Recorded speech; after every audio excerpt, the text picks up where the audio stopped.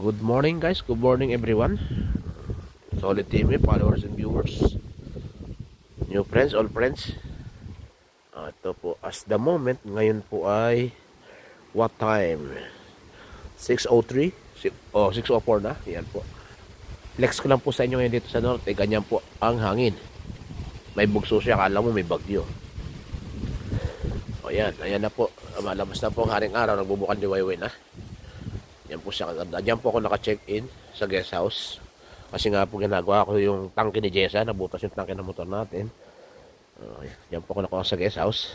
Dalawa po yan. Ito po yung isa, yung air condition. Ito po yung amakat, unipahat. Sa mga gusto pong mag-book, PM nyo lang po ako para malaman po natin ang mga bagay-bagay. Ano po. Ito po yung bahay ng kapatid ko. Dito po ako dati nagtatrabaho. Ako po ngayon ay may inaayos lang po kasi sa aking motor. Ayan po ang panahon ngayon. Siguro po ngayon ay maganda ngayon ang mga alon sa mga surfer. Ito po yung ginawa namin bahay before. And guys,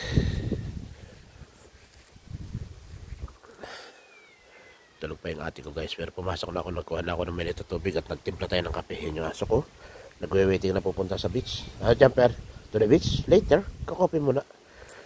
Ilaw yung kanang camera. Guys, ano po, yung mga pupunta po ng norte, mag-ingat po tayo. Yung mga hindi sanay maligo, alam naman po natin malalim ang karagatan dito. Pero ito po gustong gusto ng mga surfer, yung malalaking alon. Mamaya po tayo po ay gagano naman. Siguro more than 150 meter, andra po tayo sa baybay ng dagat. Opo. Diyan lang po sa may una-unang yan. Yan po siya ngayon. Ganyan po kaganda ang panahon. Siguro mamaya ito ay may ambon, kagaya kapon na ambon. Yan lang po. Yung mga panampangkon ngayon, tingnan nyo po. Makulimlim, malulap. Siguro po may low pressure o may masamang panahon. Di ba't naulan nga po ng parte Mindanao, Visaya, Bicol, ganyan, Quezon, Rizal. Yung area ng Sierra Madre maulan. Po, tingnan nyo naman po, lalakas ng kagampas ng kwan. Kanina pa po ko alas stress, gising kasi nga po, kala mo may bagyo, nagkakalampagan yung mga yero ng kapitbahay. Tayo po ay magkakape muna dito sa ginawa nating hoods. Yan po tayo magkakape. Makalat po kasi nga po yung mga gamit na naando sa aking kulong-kulong, sa aking mamihan dati.